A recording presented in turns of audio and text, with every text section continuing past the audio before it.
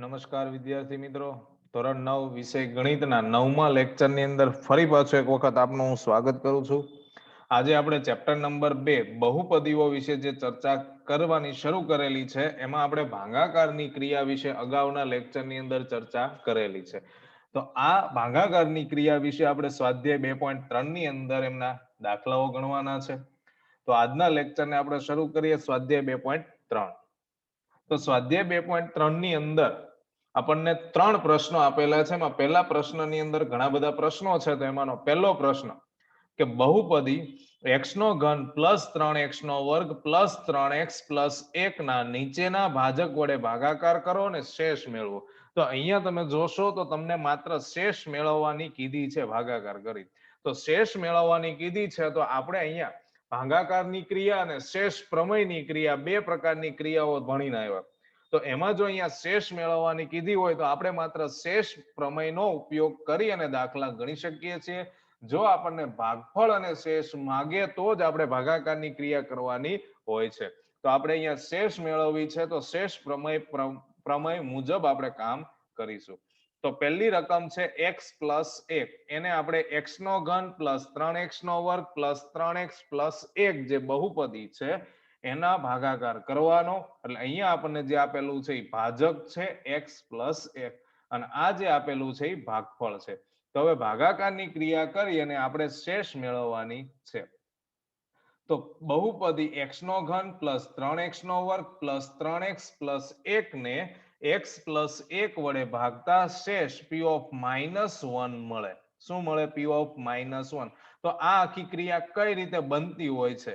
તો x plus 1 જે છે એને બરાબર જ્યારે તમે 0 લખો છો તો આ પ્લસ 1 બરાબરની બીજી બાજુ જ્યારે આવે તો x બને સૂત્રનો કર્તા.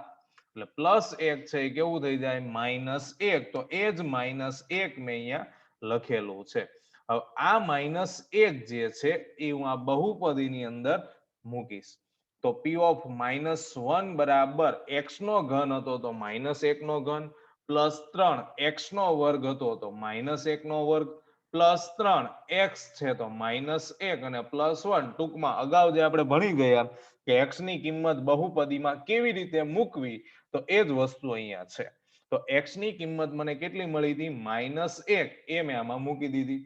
હવે -1 નો હું ઘન કરું તો નિયમ તમને યાદ જ છે કે બેકી ઘાત હોય તો માઇનસ નું પ્લસ થાય, પણ એકી ઘાત હોય એટલે કે અયુગ્મ ઘાત હોય તો 3 છે અયુગ્મ સંખ્યા કહેવાય. તો ત્યારે માઇનસ નું પ્લસ થતું નથી. તો માટે p ઓફ -1 બરાબર -1 નો ઘન -1 થાય પ્લસ 3 -1 નો વર્ગ પ્લસ 1 થાય પ્લસ 3 -1 એમનેમ જ છે અને પ્લસ 1. ખાસ સાદું રૂપમાં ધ્યાન આપશો તમે કે -1 નો ઘન કર્યો તો -1 જ રહે છે.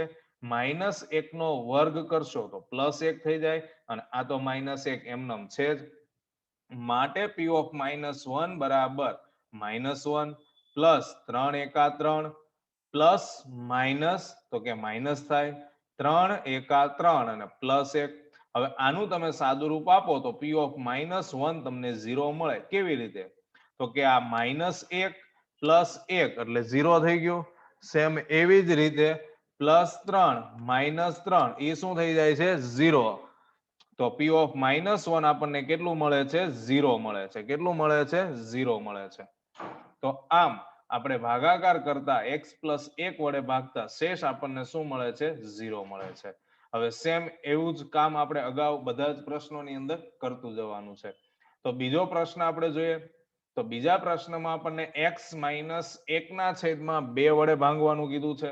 તો આના બરાબર 0 લખશો તમે એટલે -1 ના છેદમાં 2 બરાબરની બીજી બાજુ જશે એટલે શું થશે? +1 ના છેદમાં 2. તો આપણી પાસે બહુપદી છે x નો ઘન પ્લસ 3x નો વર્ગ પ્લસ 3x પ્લસ 1 ને x -1 ના છેદમાં 2 વડે ભાગતા શેષ શું મળે છે? p ઓફ 1 ના છેદમાં 2. હવે અહીંયા x ની જગ્યા પર આપણે શું લખી દઈશું? 1 ના છેદમાં 2. શું લખી દઈશું? 1 ના છેદમાં 2. તો ચાલો આપણે બધી જગ્યા પર 1 ના છેદમાં 2 લખી દીધા. હવે સાદું રૂપમાં ખાસ ધ્યાન આપવાનું રહેશે કે આ ઘન જે છે એટલે કે ઘાત આપેલી છે એ બધા જ પદને મળે. તો 1 નો ઘન તો તો કે 1 થાય, 2 નો ઘન તો કે 8 થશે. એવી જ રીતે અહીંયા વર્ગ આપ્યો છે તો 1 નો વર્ગ 1 થશે, 2 નો વર્ગ તો કે 4 થશે. અહીંયા કોઈ ઘાત છે નહીં તો સીધો 3 એકા 3 થઈ જાય એટલે 3 નો 1 સાથે શું થાય ગુણાકાર થાય. તો જોઈએ આગળ સાદું રૂપ p ઓફ 1 ના છેદમાં 2 બરાબર આનો ઘન કર્યો તો 1 ના છેદમાં 8 થયું પ્લસ 3, આનો વર્ગ કર્યો તો 1 ના છેદમાં 4 થયું પ્લસ આ 1 સાથે ગુણાકાર કર્યો એટલે 3 એકા 3 અને છેદમાં 2 પ્લસ 1.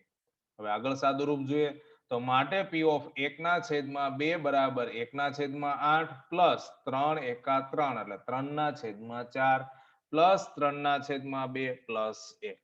હવે અહીંયા જો તમને લસા લેતા આવડતું હોય તો આ પ્રશ્ન સરળતાથી ગણાય.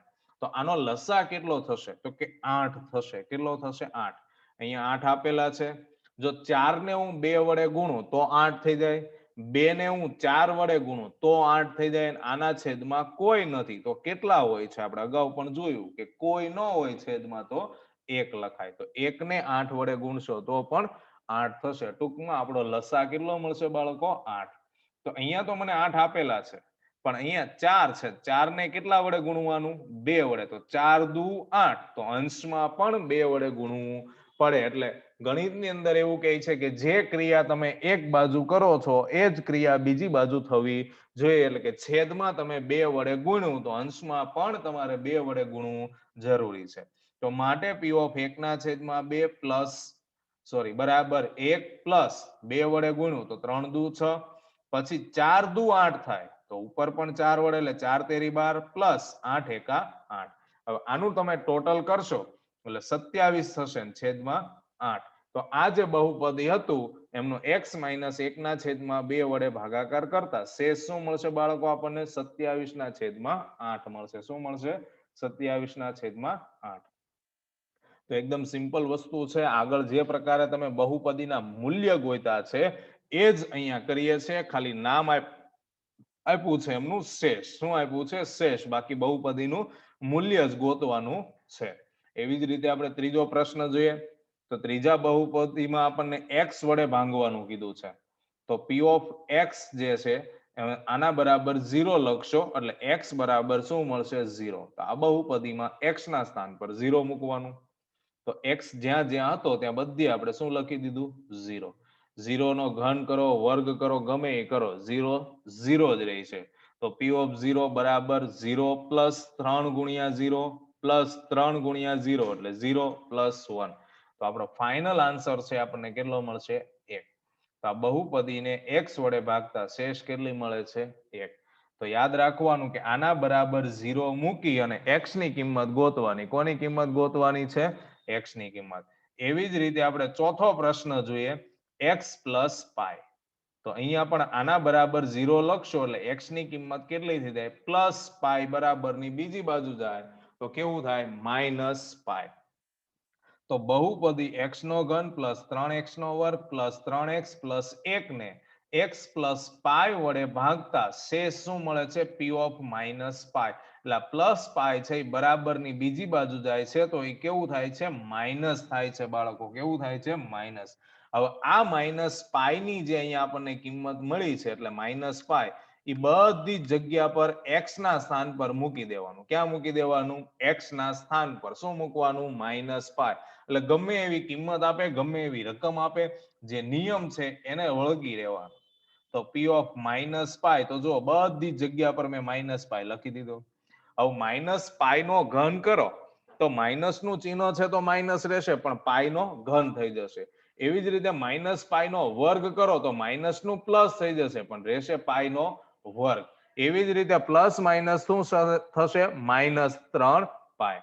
તો p ઓફ માઇનસ પાય બરાબર માઇનસ પાય નો ઘન પ્લસ 3 પાય નો વર્ગ માઇનસ 3 પાય. કારણ કે પ્લસ માઇનસ માઇનસ થઈ ગયું. છેલ્લે અચળ પદ તો છે જ. તો આપણું p ઓફ માઇનસ પાય એટલે આપણને માઇનસ પાય નો ઘન પ્લસ 3 પાય નો વર્ગ માઇનસ 3 પાય પ્લસ 1. એટલે અહીંયા તમે જોશો તો તમને હવે પછી કોઈ ક્રિયા બનતી દેખાતી નથી. તો આપેલ બહુપદીની શેષ આપણને મળી ગઈ. તો આ એમની શેષ છે. એટલે આ પ્રકારના પ્રશ્નો ખાસ ધ્યાન રાખવાના તમારે કે જ્યારે આ પ્રકારનું પદ મૂકવાનું થાય એટલે અહીંયા પાય આપ્યો છે. એવી રીતે ઉદાહરણની અંદર આપણે જોયા અગાઉ જે બહુપદીના મૂલ્યો મેળવતા હતા એમાં આપણે એ પણ મૂકેલી જોઈ લીધું છે. તો આ પ્રકારે તમે આમાં કામ કરી શકો છો. ત્યાર પછી આપણે જોઈએ પાંચમો પ્રશ્ન 5 + 2x 5 + 2x. તો પાંચમા પ્રશ્નની અંદર કીધું છે 5 + 2x. તો એમાં પણ આપણે x ને સૂત્રનો કરતા બનાવીએ તો પેલા +5 એટલે માઇનસ થાય પછી 2 છેદમાં જાય. આવું તો આપણે બહુપદીના શૂન્ય મેળવવામાં જોઈ ચૂક્યા છે.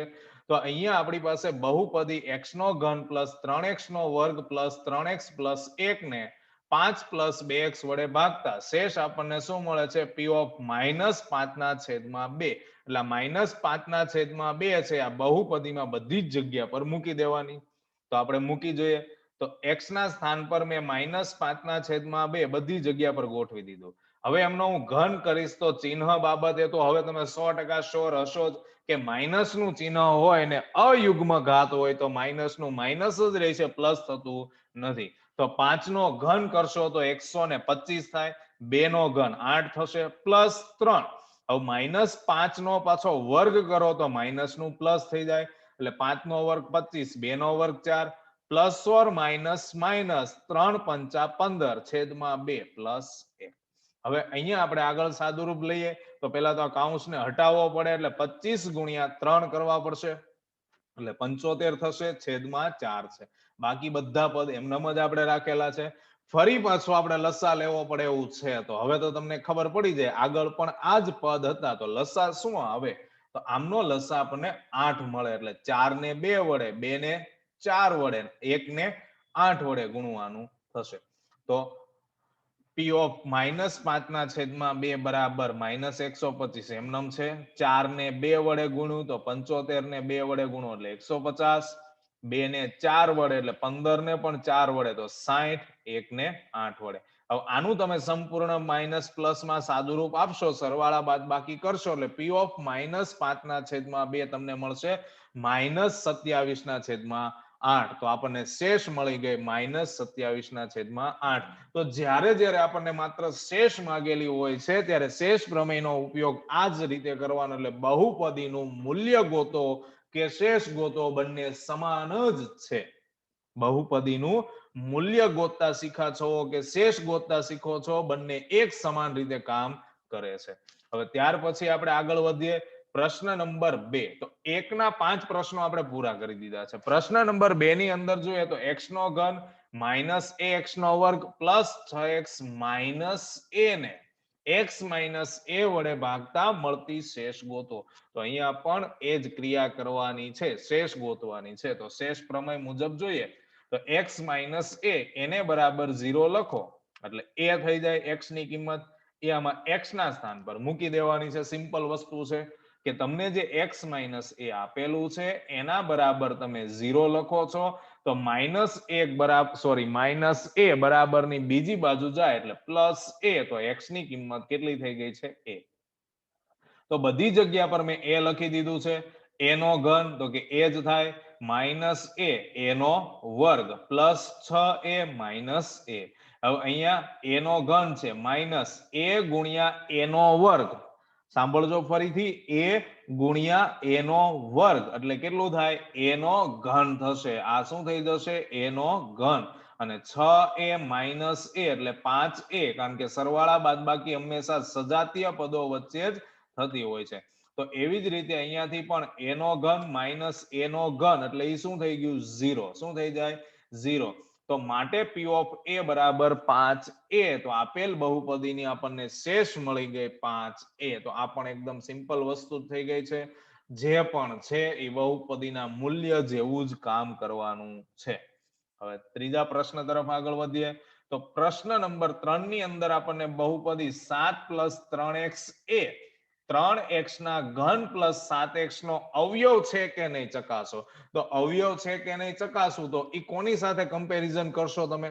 જેમ મેં હમણાં કીધું કે શેષ ગોતો કે બહુપદીનું મૂલ્ય ગોતો, બંને સમાન છે. તો એવી જ રીતે અવયવ છે કે નહીં એ ચકાસો કે શૂન્ય છે કે નહીં એ ચકાસો, બંને સમાન છે. કે જો જવાબ 0 આવે તો શૂન્ય છે. તો સેમ એવી જ ક્રિયા અહીંયા જો જવાબ 0 આવશે તો અવયવ છે. ન આવે તો અવયવ નથી. પણ પેલા શું કરવું પડે બાળકો? તો પેલા તમારે x ને સૂત્રનો કરતા બનાવવો પડે. તો p of x આપેલું છે 3x નો ઘન પ્લસ 7x અને g of x છે 7 પ્લસ 3x. તો આ 7 પ્લસ 3x બરાબર 0 લઈશું તો x ની કિંમત મને મળશે -7/3 એટલે +7 બરાબર ની બીજી બાજુ ગયું તો -7 અને 3 ક્યાં જતા રહ્યા છે? છેદમાં. તો આ કોની કિંમત થઈ ગઈ? x ની.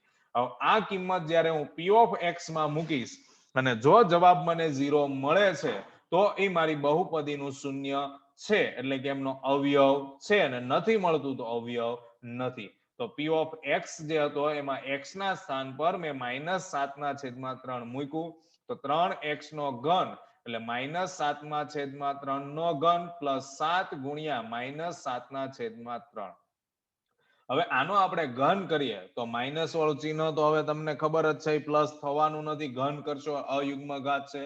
તો 7 નો ઘન 343 થશે, 3 નો ઘન 27 થશે, પ્લસ માઇનસ માઇનસ 7 ગુણ્યા 7 એટલે 7 49 છેદમાં 3. હવે આના ભાગ ઉડે કે 9 તેરી 27 એટલે 3 3 દૂર થઈ જશે.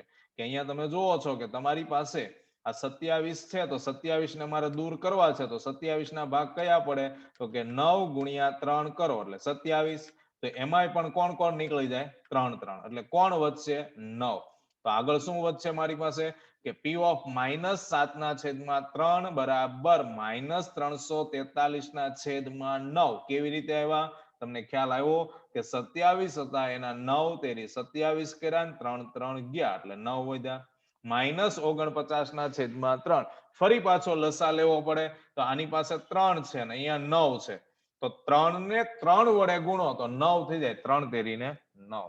તો આપણો લસા 9 થશે. તો માટે p of -7/3 બરાબર -343 -49 ગુણ્યા મેં 3 કરેલા છે એટલે 147. હવે માઇનસ માઇનસ તો કે પ્લસ થાય એટલે આ બંનેનો સરવાળો કરવાનો.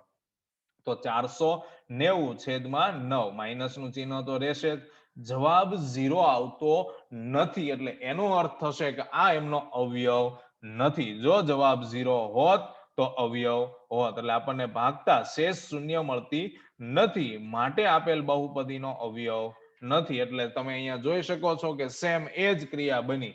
શૂન્ય છે કે નહીં એ ચકાસો કે અવયવ છે કે નહીં એ ચકાસો, બંને સમાન. એવી જ રીતે તમે બહુપદીનું મૂલ્ય ગોતો કે શેષ ગોતો, બંનેની ક્રિયા કેવી છે? સમાન છે. તો આજનો આપણો લેક્ચર છે અહીંયા પૂર્ણ થઈ જાય છે. એટલે આજે આપણે સ્વાધ્યાય 2.3 પૂર્ણ કર્યું છે. હવે આગળ આપણે નવા ટોપિક સાથે નવા લેક્ચરની શરૂઆત કરીશું. ત્યાં સુધી દરેક બાળકોને જય શ્રી કૃષ્ણ. ખૂબ ખૂબ આભાર.